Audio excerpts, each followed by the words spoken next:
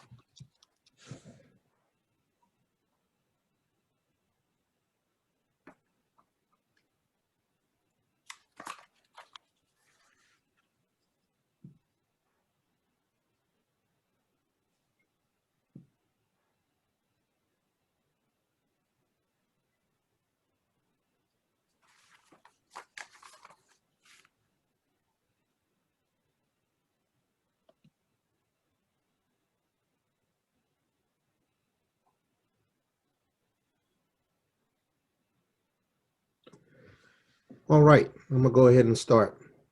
Thank you all for joining our membership meeting night. This is something we do exclusively for our members. So if you've not become a member, please do not hesitate to sign on to our website, or when the museum is open, come down to the museum and fill out an application. It is my great pleasure to introduce a good partner to the Philadelphia Fire Department, as well as Fireman's Hall Museum, Chief Greg Masi, who has served with the Philadelphia Police Department for 40 years and retired in 2017, and has been a 25-year member of Second Alarmers, which originally started in 1921.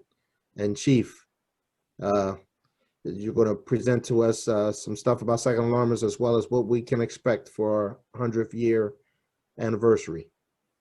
I'll do my best. So we have 100 years to talk about, but we only have so many minutes to explain it in.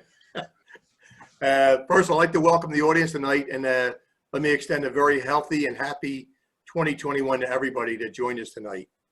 Thank you for having me. Yeah, this is a very important segment for the Second Alarmers. It's, as I said before, there's a lot of organizations in the country, but when you think about how many organizations turn 100 years old, especially in this environment today, it's very hard for volunteerism across the country in all aspects. People have busy lifestyles. So, it's really astonishing that this organization has kept its roots together for this amount of years. And we're really excited about turning 100 in October of this year. Those of you that are not familiar with the Second Alarmers, it was started in 1921 by just an ordinary citizens like ourselves that are on this Zoom meeting tonight. There was a large fire on the waterfront, and it was a cold night. They decided they were going to go pick up some beverages and bring back to the scene to take care of the firefighters and police officers. Hence, that's how it was born. It's what's really good about doing the anniversary. It gives me an opportunity to actually go through a lot of the recorded history as best as we can. It was astonishing over the years. They actually kept pretty much a sheet, which we call a run sheet, on every run that they performed with either the fire department or the police department. So going through a lot of the history, it actually made me chuckle on some of the things that they had to overcome. We'll call them minor obstacles in doing what they had to do. But when you think about this group of volunteers, it grew out of ordinary citizenship. And of course, how does an organization start from the ground? Well, they need some sort of funding. And they initially were able to get a building. And I'm going to read this for you because it's from our archives. They originally started in 1921, and they moved to a location at 806 North 10th Street. And it was actually, the building was the Veteran Firemen's Association Union Hall. And that was the original location where they actually met. And then what happened was, they first got their first vehicle. They realized they needed a spot to store these trucks because they wound up getting two. And I'll try to display them on this screen share if I don't mess it up. But they wound up going in 1925 to a location in 913 North 10th Street. So let me see if I can try to, so I don't, so this, are we seeing, is everybody seeing that? Brian, are you seeing this photograph? Yes, yes, we can see it. Okay, so this is the original station that they wound up using, and they used this for many years until it was actually in 1939, the old Fire Insurance Patrol. The city at one time, I believe, had 6 fire insurance patrols, and their job primary was to respond to like the commercial districts and provide salvage operations to keep damage to merchandising into a minimum. Well, the insurance patrol, I believe number 5, was at 51st and Sampson. And right prior to us having acquisition of the building, there was a major accident involved with the insurance patrol. And I believe there was a couple of people that were killed. And from what we're hearing, that was like kind of the demise of that that insurance patrol number 5. And eventually they all got disbanded. But when the insurance patrol number 5 was disbanded, the second alarmers were able to pick up that location of that facility. And let me see if I can give you another, if I can get this up here without messing that up, and I probably will.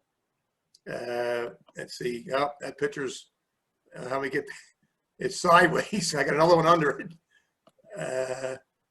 Let's see if I can get that area up. Let me see. I'm trying. Hold on. Up. Well, that's not the one I wanted to show you. Let's see if I can go back again. But the original location at this 51st and Sampson, it wound up actually becoming a church after a number of years after we left. And we left that location and we went into another facility. And let's see if I can get that. I said, I'm new to this share here with these photographs, so bear with me. Let's see here. Let's try to go back and give you what 51st and Sampson look like. Okay, let's see how this looks. Are we seeing that, Brian? No, it's probably in your other. Okay, that's what I'm gonna do now. I'll go back and see if I get. Yep, here it is. Okay, so this became the 51st. That's the location that they moved to in 1939, which was the old insurance patrol. And we remained in that facility until 1974, when we went to our current location, which is 2900 Roberts.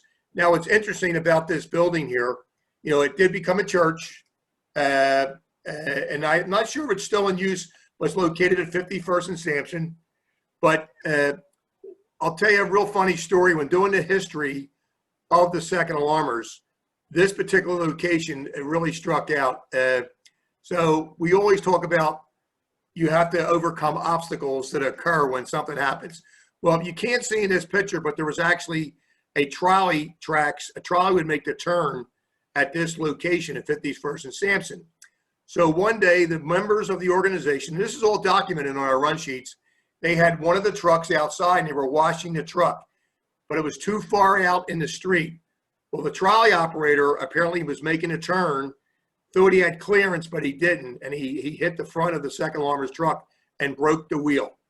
So, you know, everything was fine if it will get the wheel fixed, but just as it happened, a few minutes right after that, a fire coming in the city, and it wound up going to a second alarm. Well, of course, it was a response they had to make. So parked adjacent to the station was a gentleman that owned a coal truck. He delivered coal. It's just so ironic that the same wheel that broke on the second alarmer's truck was the same wheel on the coal truck. So what they did was, this was in the early evening, they literally jacked up the coal truck, took off the tire, put it on the second alarmer's truck, went to the fire.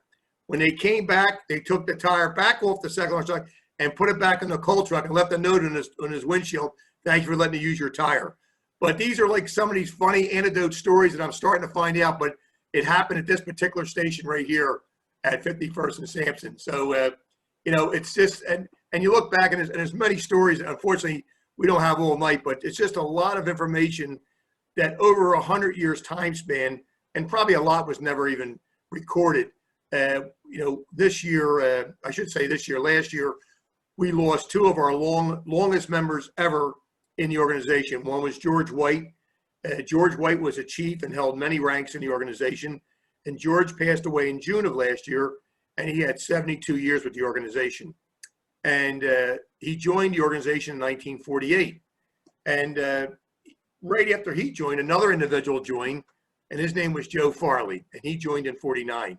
So we always call him the rookie. And Joe passed away in November of this 2020. But ironically, Joe was the third generation of Second Alarmers. His grandfather founded the organization in 1921, and of course it became chartered.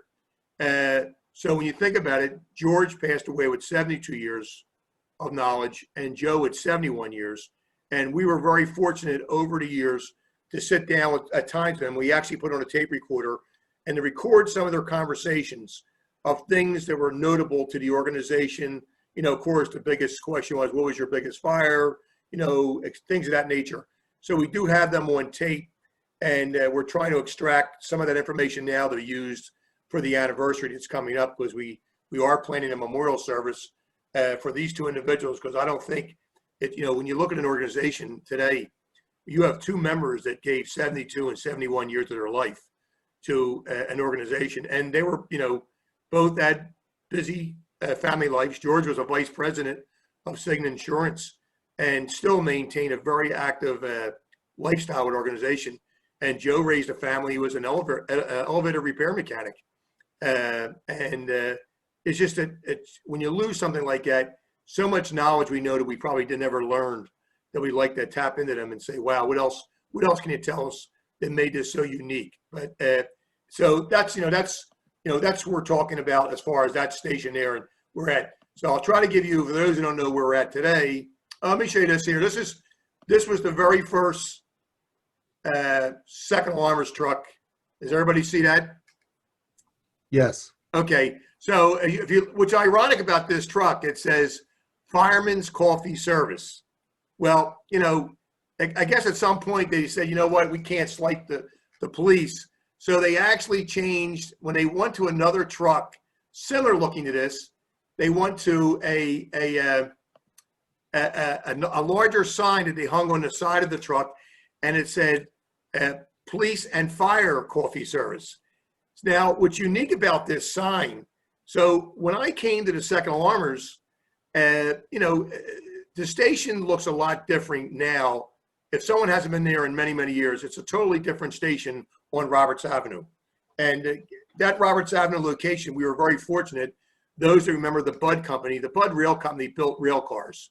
They're no longer in business in Philadelphia, but the Budd Company actually donated the ground to the Second Alarmers in 1973 for $1. And they had the infrastructure put up, you know, cinder block walls, and a roof, but all the interior work was done by the members. They all came from some sort of building trade. So we had people that were carpenters, some were plumbers, some were electricians, and they did the best they could putting that building together. But if you look at the building now and what has happened to the building, it's changed cosmetically, especially in the last 5 years. You know, when we talked about having this anniversary this year, in the past, every 5 years, the Second Alarmers would have a banquet. And we would only have it every 5 years because it's cost consuming. But we said, you know what? Right after we had our banquet in 2016, we had just broken ground for a new structure, which was right behind our station. It actually adjoins the apparatus floor. And that building was in the works for almost 10 years. A lot of fundraising to get this building off the ground. Again, we were fortunate. One of our members is an architect, so he did a lot of the, you know, in-house blueprints, and the building was built. And so it's now, the building now is about 4 years old, and we call it Dedication Hall, and it's a large structure. I mean, it seats 93 individuals. It's got audio-visual capability. As a matter of fact, we built it as a meeting facility because those that were in our old building, which is still there, of course, we had a very small meeting room, and I don't know how we could fit 20 or 25 members in there. It was that tiny. And now our membership is up to like 48 members. So the new structure, when it was built, you know, we realized it would be a great place to do training, great for meetings, and that was the, you know, the offset of it. But what happened was, little did we know, that building became a vital component for the Philadelphia Fire Department. And what I mean by that is, when we had an award ceremony a few years ago, we had the commissioner up there and invite him to our award ceremony for our members. And I think he was impressed with the size of the building. And of course, the location's good. It's off the expressway. And hence, not too after that, we were asked, can they use the building for meetings? And we said, absolutely. And we made it available for the department, and they used it regularly for not only the commissioners' meetings, but a lot of chiefs had their own in-house committees and who sold the building. So it became widely used by the department, and we welcomed it because we said, why not? When you think about those who don't know, how do we get our funding? Well, our funding comes from firefighters and police officers contributions. Without them, we would cease to exist. We have no in-house, we have no funding coming from the city of Philadelphia other than fuel that's provided for our 4 apparatus. So, you know, it was an easy for us to say, yeah, you can use it whenever you want because you help pay for it. Think about it. So it was widely used by the department, but more so last year, as we all well know, like every major city, including Philadelphia, we were under a lot of civil strife in the streets. And the fire department at the time stood up some task forces, you know, and one of the task forces was down in Center City, but it got to be a point where these protest events, which we covered every one of them with the second alarmers, because we had to take care of our first responders, you know, with rest and rehab. Some of these protest groups would form right near where a lot of the task force would be formed at. So about a week after this was going on, from May 30th on, the department asked, could they have the task force use our location?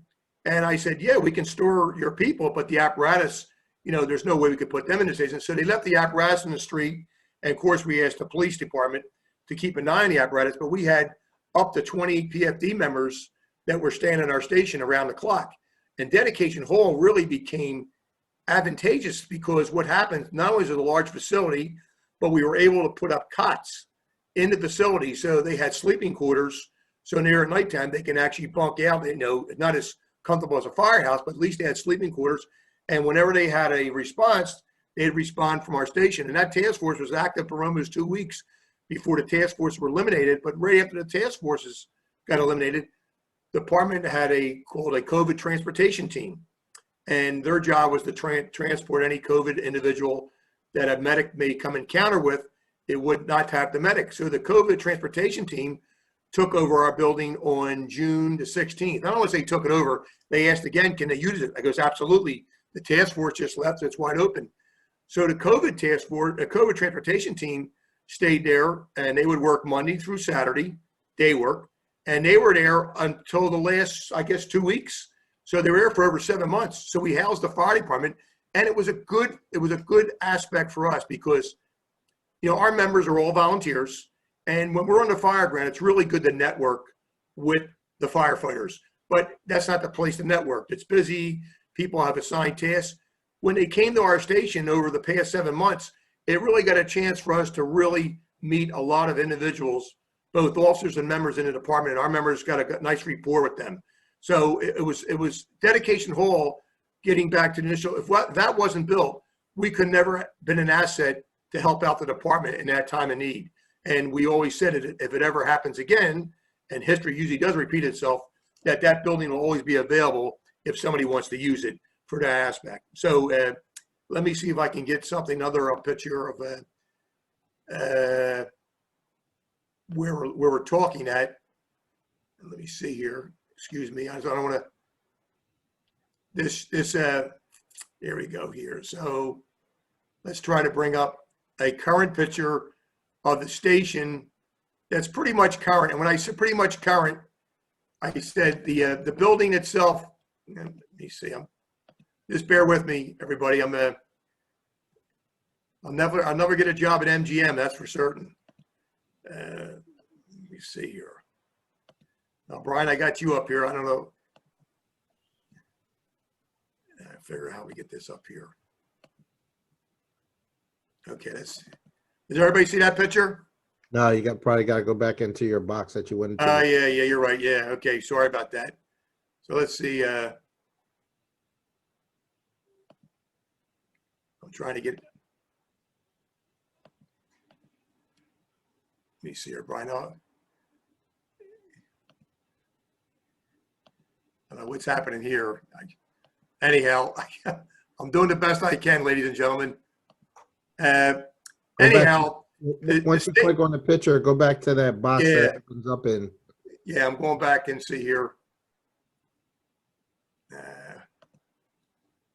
Just trying to get back into my pictures again, Brian, I don't want to terminate our session by accident. Chief, if you want to just hit the share screen button at the bottom and then try from there, that might Yeah. help. Yeah, let me see if I can get that up again.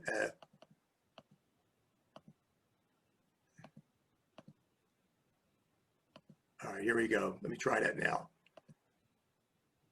All right, let's try this again. All right. Now, for some reason, I lost all the pictures. Sorry about that, gang. But so what I was getting to, the current station now, to get ready for a 100th anniversary, and I know, Brian, you are getting ready for your anniversary in March. There's a lot of planning involved. And one of the things that we're still undertaking with our facility, let me see if I got my video up here. Can everybody see me? I don't see my face anymore. It looks like you're going to have to turn your camera back on. If you look in the bottom left-hand corner of your screen, you'll see the share video. Okay, there you go. Not that my face is any pleasant to look at.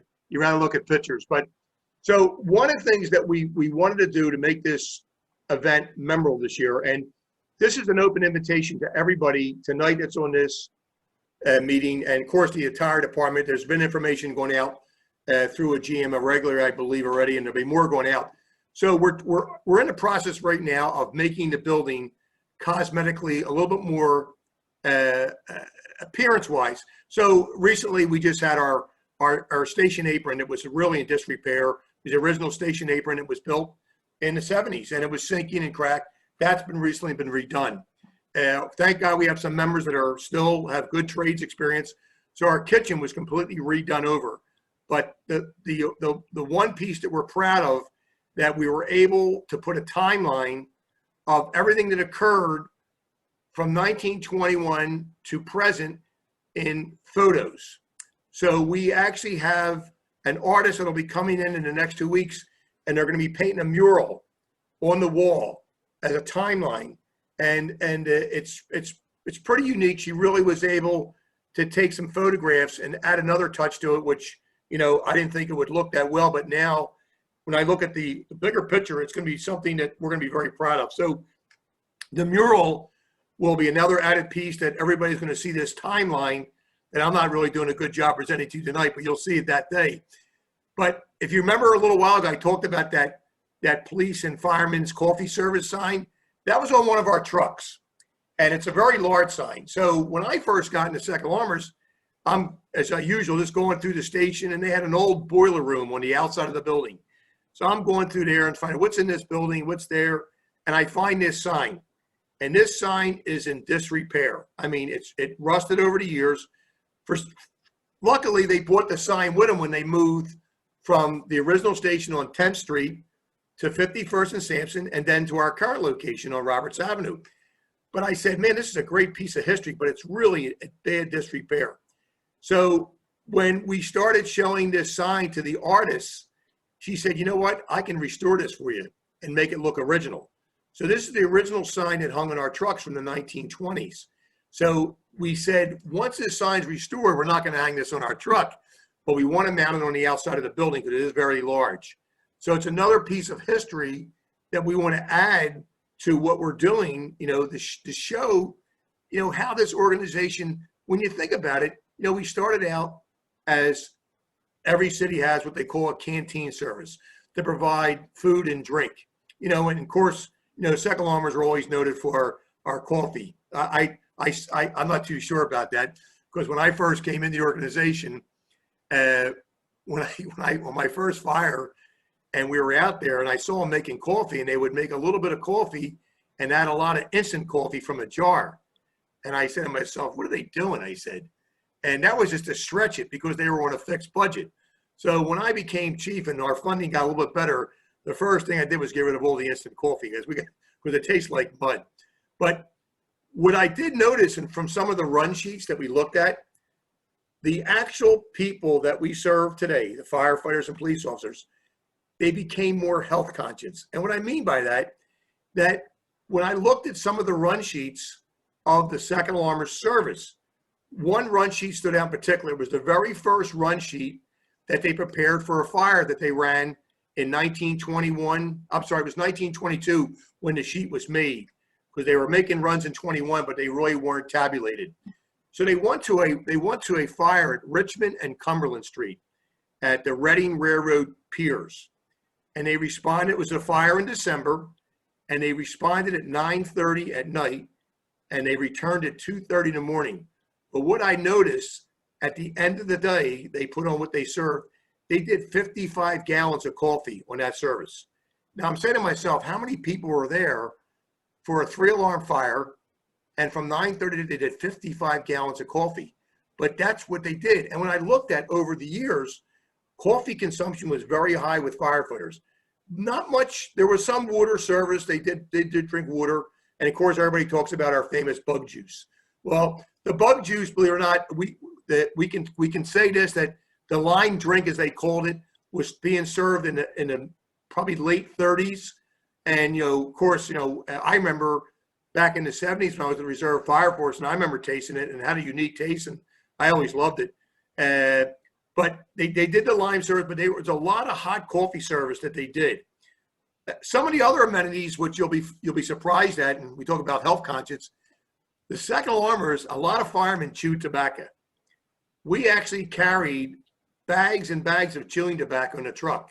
So when a fire was over, they would put down how much coffee they served, how much water or sandwiches, and they'd put down how many bags of chewing tobacco that were dispensed. A lot of firemen chewed tobacco. But one of the most ironic things I could not figure out why they carried, and fortunately for me, I was able to ask one of our members who passed away, which was Joe Farley. I would see after a service, they would have 2 bottles, 6 bottles, 10 bottles of seltzer water. And I'm saying, man, why are they drinking seltzer water? Like, what was the purpose of seltzer? They're drinking regular water. And I'm thinking to myself, what are they making? Like mixed drinks in the trucks? I mean, like, what was the purpose of seltzer water? Well, here I found out, and this is very, very unique, that remember, I think, and I'm not as good a historian as Jack Wright is, but I believe that the department at some point started to migrate to self-contained breathing apparatus, SCBAs, Scott packs. At some point, I remember when I was in the reserves in the 70s, we only had one per truck, one air pack. Today, every firefighter has one. But before air packs, were available, I mean, is that why they call them smoke eaters? Because firemen, they were fighting a lot of fires, and a lot of them, I guess, ate a lot of smoke. The purpose of the seltzer bottles, the firemen, after an incident, would ask for the seltzer water, and I guess it's like drinking like bottles of soda. All this carbonation they would be consuming all this carbonation, and they would burp. And when they would burp up a lot of this black stuff that was from the smoke that they inhaled. So when I told this story to other organizations, they couldn't believe it. I goes, I don't know if we thought of it. We don't know who originated it, but we carried a lot of seltzer bottles on the truck, and firemen consumed a lot of seltzer for that purpose. And then, of course, at some point, I guess when SCBA became available, we got rid of the seltzer bottles, and they were really just steel bottles they carried on the truck. And you talk about like health conscience, like today, those that are familiar with our operation, everything is, we serve bottled water, and the bug juice is bottled, and of course, individual paper cups for our hot beverages. But back in that time frame, there was no paper products. So what they would do was, when they went to a scene, they would have these big tubs of water in the truck, and they would serve coffee or hot chocolate in ceramic cups. When the firemen were done with drinking it, they would get the cups back, and he would rinse them off in this big tub of water and refill it and serve them again. So when you think about it, the same cup may have been used by 2 or 3 firemen, at the same incident over time, because how many cups could they carry on a truck for a big multiple alarm fire? And when you think about 55 gallons of coffee being consumed, that's just an awful lot of beverage. I always said to myself, when they drank all this, I hope there was bathrooms nearby, because that's one of the things that we kind of like diversified over the years. I mean, we talk about the second alarmers, and there's a lot of organizations around the country that do exactly what we do. Started as a canteen service, but we kind of diversified and we realized that we had to change with the times. And when you think about it, I said the 1970 to 1980 period for me was probably the busiest decade for the fire department. I believe there was over 1,100 extra alarm fires in a 10-year time span. 1,100. Last year we had 12 in a year. You know, I remember at the time we would have 12 in a month. So when we looked at the second alarmers back at that time period, the 70s and 80s, they were very busy responding to a lot of extra alarm fires. But what started to change, as we see now, that the fire load in a lot of major cities has started to decrease. The big buildings are either being torn down or they're being, you know, redone over for apartments or whatever. Construction's a lot better now. And what we're seeing, a lot of these fires are now starting to be less and less. When I came in as the chief, I realized that we had to do something to increase our presence because remember, as I said, our funding comes from police and firefighters. Well, we had a graph that showed that our funding was really diminishing because they weren't seeing us a lot because there was not a lot of big fires. I mean, our charter name is Second Alarmers. So, you know, how many 2-alarm fires? If there's only 12 in 1 year, they're only going to see us 12 times. That hurts us. So we had to think and say, what are we going to do about to overcome this funding issue? So we come up with an idea that there's a lot of, we call 1-alarm fires or all hands boxes. But those fires, it's really impractical to take our big apparatus, and we have 4 of them, 2 big ones and now we have 2 small ones. When I came in, there was just 2 trucks. So we had to work on something like a rapid response vehicle or a quick response vehicle, the QRV, which some organizations call it. So we wound up buying an old police van and redid it up, painted it. The city helped us in that category. We put an inverter in there and a coffee maker and et cetera. And we started to respond to a lot of 1-alarm fires, all hands boxes.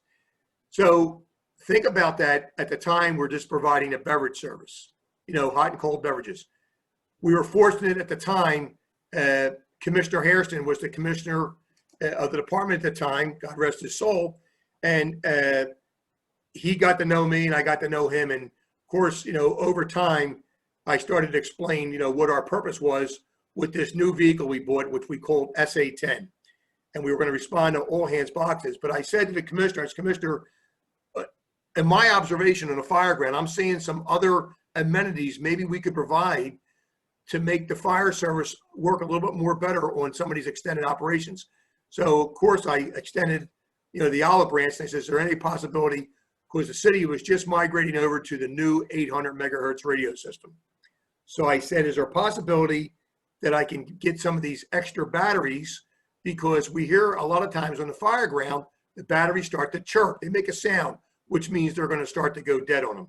So we said, we can provide these batteries on these 1-alarm fires and, you know, give that an extra protection. So he was grateful enough, gave us a lot of batteries for our 3 vehicles at the time. And hence we had another commodity. And then of course, you know, I'm always out there looking, what else can we do? You know, and we started looking at, well, I see these firefighters wearing the hoods, the protective hoods. And I said, man, they must be uncomfortable in the wintertime. They get wet, you know, and some would carry a spare and some didn't carry a spare. So we asked for hoods and we got some hoods. And then hence we started moving on and we started adding, through our own funding, we started adding gloves. And believe it or not, firemen do get wet feet, even though they have boots. Surprisingly, over the years, some of their boots get holes in it and their feet will get wet, especially in the cold. It's not a pleasant feeling. So we started providing socks. And then we added hand warmers, you know, on those very cold nights, like tonight. Tonight's a cold night. We started adding hand warmers. So we introduced all of these, you know, as Commissioner Hairston would call it, creature comforts. And the reason I use that term, there was a film company called American Heat, and they were doing videos on every large city on their fire suppression operations. So American Heat came into the city, and they were doing one on the Philadelphia Fire Department. And it was right around the year 2000, 2001. And Commissioner Hairston invited us to be part of the American Heat series. So we went up to the academy and they were there filming the firefighters and, you know, their operations, how they work in the fire tower. And it was really interesting.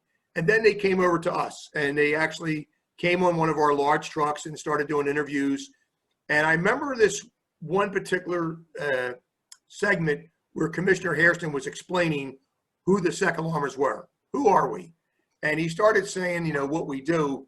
But he said, you know, they're the ones out there to provide what we call creature comforts. And something always stuck in my mind. He says that the second alarmers are so good at it, he said, that if we tried to create the same branch in the department, I'm not sure if we can do it as good as them, but it also would cost a lot of money. Because when you think about it, the organization that's doing this today, they have their own station, their own trucks, their members don't get paid. They provide insurance, you know, for, you know, their members, the station. So it's a money savings for the city itself, but it's something that we did, you know, all these years. And, you know, thank God, here we are now. You know, if Commissioner Harrison was still with us, here we are, sir, we're still here doing, and, you know, it was really a nice compliment that he paid the organization. And we still think that we're always trying to improve our operations to make it easier for a firefighter or a police officer at an emergency scene and in inclement weather. And in 2015, probably the last two pieces of amenities that we added, which I think were crucial. And one of them was we did introduce carrying some spare SCBA bottles. So in the event the air unit is not at the scene and there's a fire and the firemen use some air, when they're done, instead of them going to a station to get their bottles filled, we would give them a full bottle and take their bottles that were partially used or empty and take them to engine 59, which is around the corner, and they would fill the bottles for us. So we were trying to get them back in service quicker. And the reason it came about, we all know what's happened in the fire service today. Cancer has really struck the fire service across the country. It's the highest rate. They're saying it's like 68, 70%. The different combustibles now that are burning, the carcinogenics are being dispensed from the fire itself. So one of the things that we looked at and we saw other cities starting to implement it was some sort of a decon wipe, a wipe that when they come out of a scene, they can wipe a lot of this soot and carcinogenics off their body, especially their flesh, their skin, whatever. So we started introducing the decon wipes. Now, initially we bought our own. We got the approval from the department to make sure these were okay to use. They said, fine. Since then, the department has now teamed up with a manufacturer, and now the health and safety unit of the academy has provided us these decon wipes, both small and larger wipes.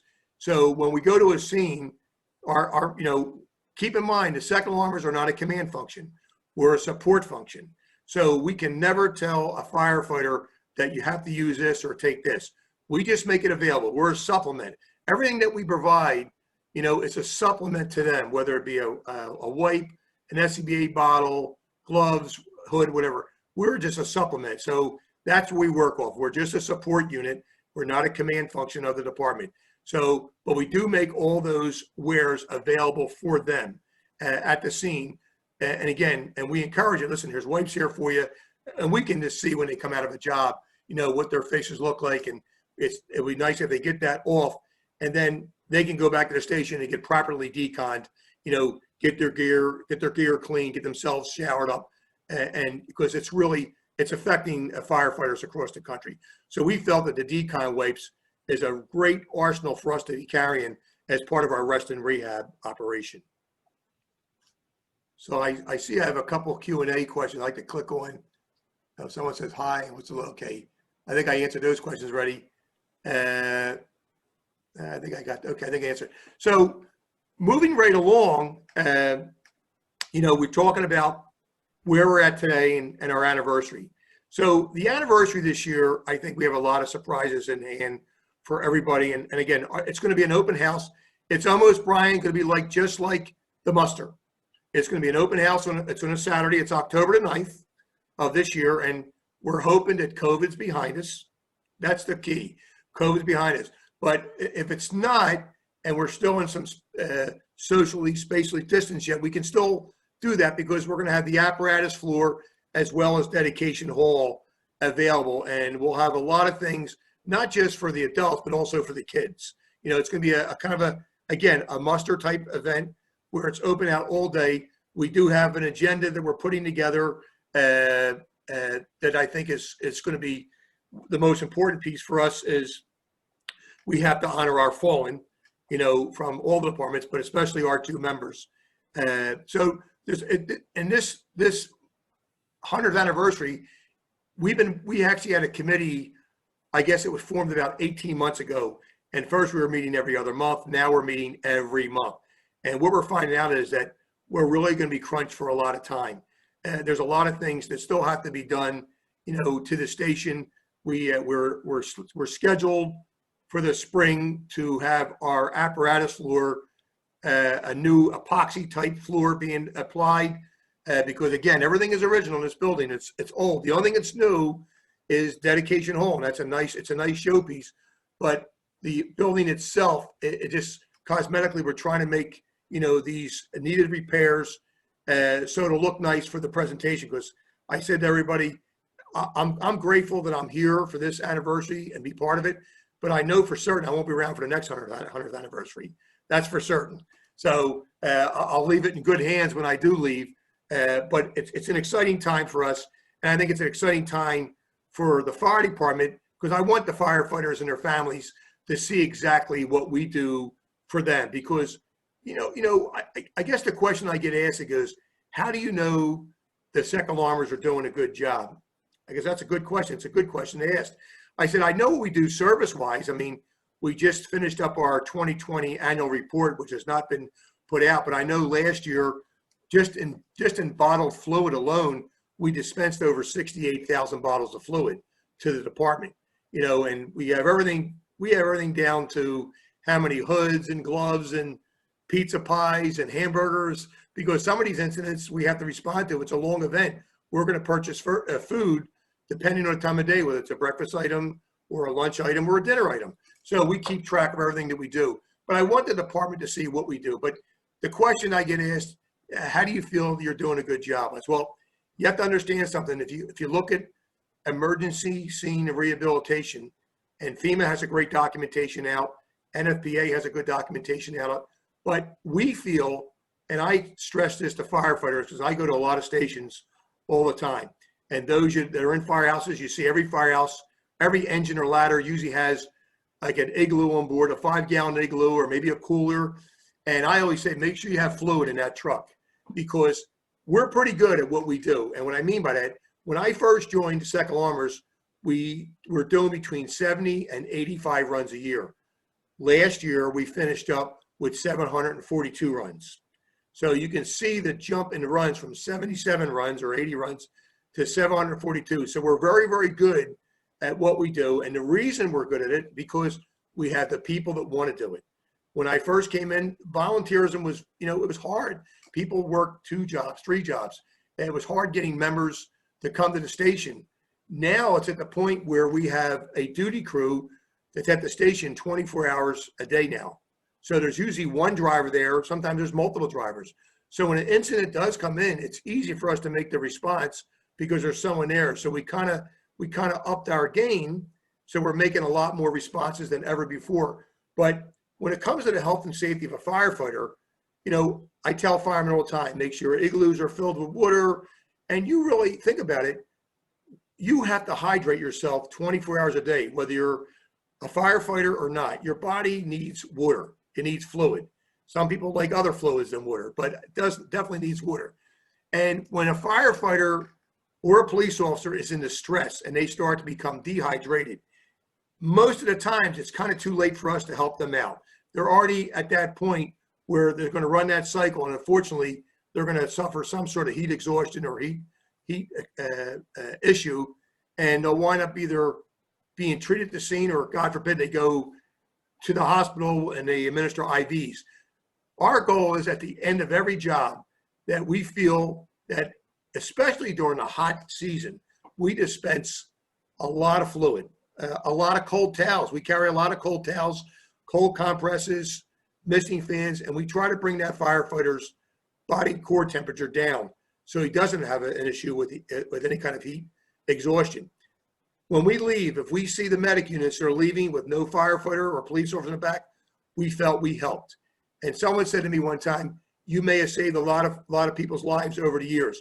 We can't measure that, but we know that our job is when we get to a scene that we have to make sure, and remember, we're volunteers, so we're always going to operate in a cold zone. There's a hot zone, a warm zone, and a cold zone. So we take our cues from the incident commander, and usually EMS, when they're there, will set up with the EMS branch, because they're going to do, when they get into a full rest and rehab mode, EMS will do, their vitals on any firefighter that's coming into R&R, and then we'll be able to administer, our fluids and cold compresses or whatever to get them back on their feet. So that's how I look at it when I say, if we think we're doing a good job, because, when we see a firefighter, God forbid, has to go to a hospital because of a heat issue, we always look at ourselves, what else could we have done more? But in reality, they literally have to keep on themselves being hydrated all the time. And it really brings me to a funny story that, we talk about everybody loves our bug juice. I can't tell you how much that bug juice has gotten us so much notoriety around the country. Channel 29 did a story on it not too long ago. And of course, a lot of other rest and rehab started sending us in, where do you buy it at? And I told them where you get it at. But one time we were on a fire, and it was a real hot day, and we were giving out the bug juice, and if those see it, it's a bright green bottle, and we were giving it to a firefighter, and there were some kids that were watching it, and the kids actually hollered out, said, look at that, the firemen are drinking antifreeze. And I turned around and said, well, yeah, they overheat too, I said, but going back to my initial point, that, yeah, we try to administer these fluids and get it into them, because we know that the longer they operate, in temperatures, it's a hot day, they're wearing all this gear, sooner or later, they're losing a lot of body fluid. At some point, they're going to start to feel fatigue, and then it goes right down the gamut where they're going to become it could be a patient.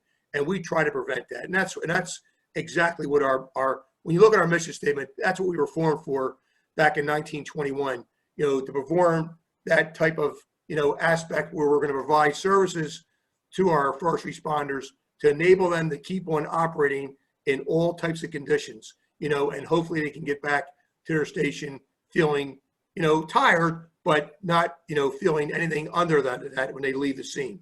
So again, I probably talked more than I should have talked tonight, but I mean, it just gives you a nutshell of what we're doing. The anniversary itself, I mean, there'll be more coming out on it. We have a lot of things that are being planned. We even have a video that's being done by a production company. They're going to do a video of the organization, a timeline, but they're also going to be visiting various stations to interview some veteran firefighters and some young firefighters who came on the job maybe 2-3 years, and they want to get their aspect on what the second alarmist has meant to them. So we're hoping that we get a good favorable response back from the firefighters, but we think we will. I mean, I can tell you, the way a firefighter thanks us, listen, they all, the most of them contribute through payroll deduction. Without them, we would cease to exist. But I can tell you that after a tough fire, a tough job, usually the officer or the firefighter will reach out to us the next week and say, hey guys, come on over tonight for dinner tonight. We wanted to have you there for dinner. And we have. And that's their way of thanking us, and vice versa. We feel that, we're always trying to do as much as we possibly can to make their job easier. And because we do it because we love it. If you wouldn't be in this organization. I mean, nobody wants to get woken up at 2 o'clock in the morning unless you love what you do. And even though I'm retired, I still enjoy it. But, a lot of times I'll get all the acclimates from everybody. Oh, Chief, you're doing a great job. Listen, I'm just like another tree branch on that tree. The members that are doing this every day make me look good. They really do. They do it because they want to do it. They love the fire service. They love the police department. And we were tested this year with, over, I guess, 20 or 25 protest events where the police department, when they're out there in large numbers. And not only we had signed at a protest event, but we also had to provide coverage for the rest of the city. And there was many times where we had multiple trucks on the street. As a matter of fact, May 30th and June 1st, we had all 4 of our apparatus on the street at one time. Some handling the protest events for the police and fire, and the rest were actually going to fires. I mean, it was a busy event, but we were fortunate that we had the members to give their time up.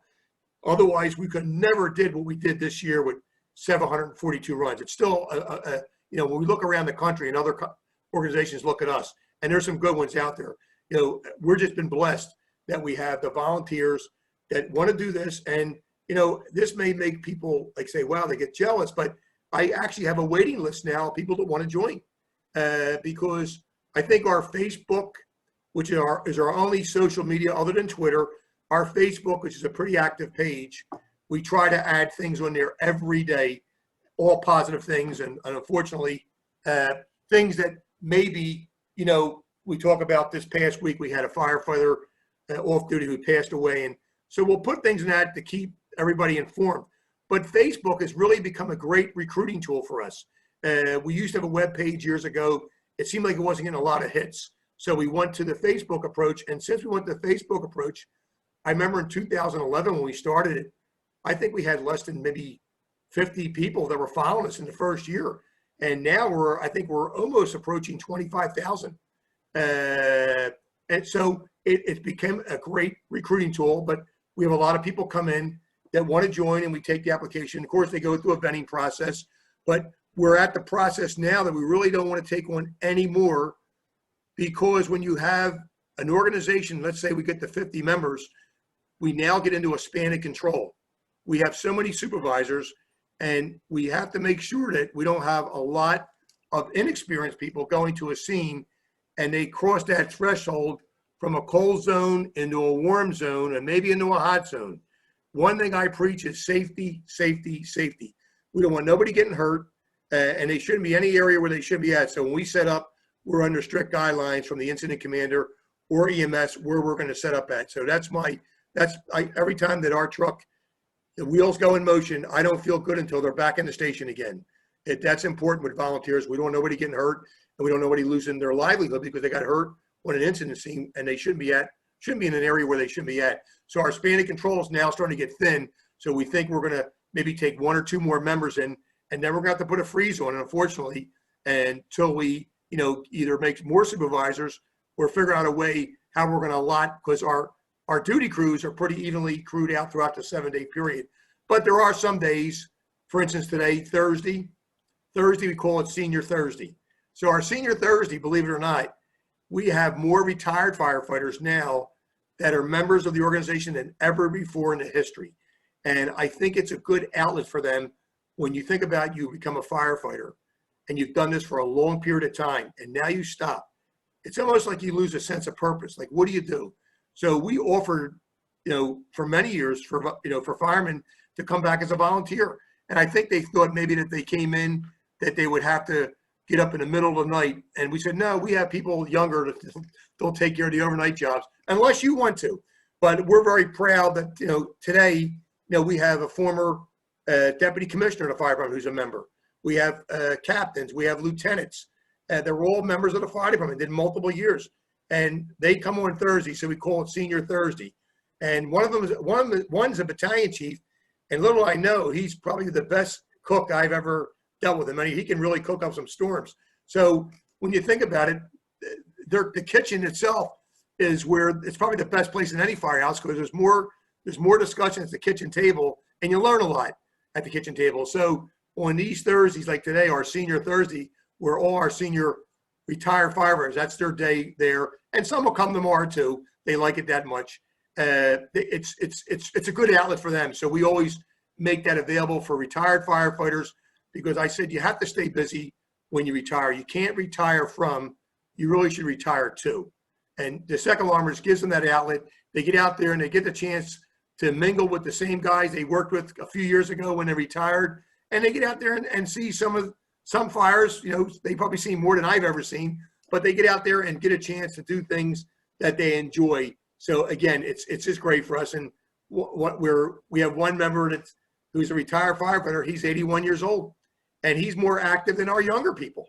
Believe it or not, he's just a very, very young at heart, and he loves the second alarmers. He puts in 25 to 30 hours a week at the organization, and he's 81 years old, but he loves doing what he does now with us, and we love having him.